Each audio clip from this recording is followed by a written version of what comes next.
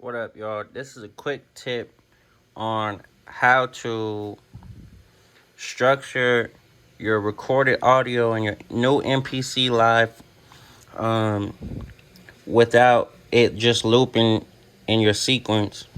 So as you can see, normally I make my beats in a 4 to 8 bar loop. Just like that, it would say 4 to 8 bars.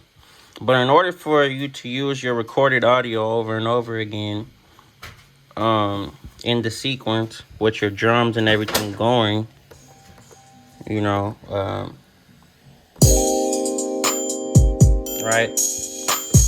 And you want to take out certain parts. Let's say you don't even want let's say you don't want the piano in the beginning, and you just wanted to start with the drums.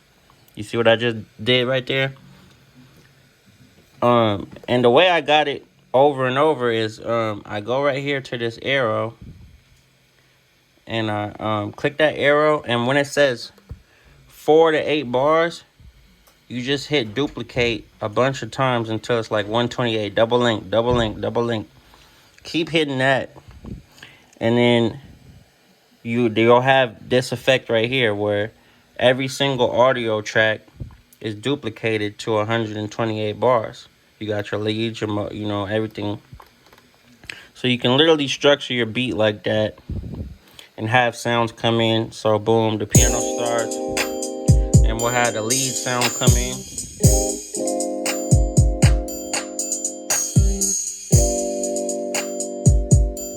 Right? So the strings will come in right here,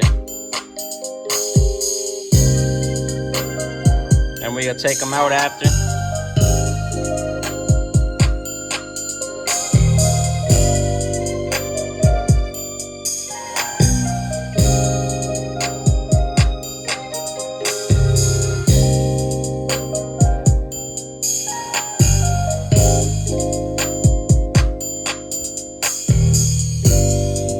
So that's how you do that.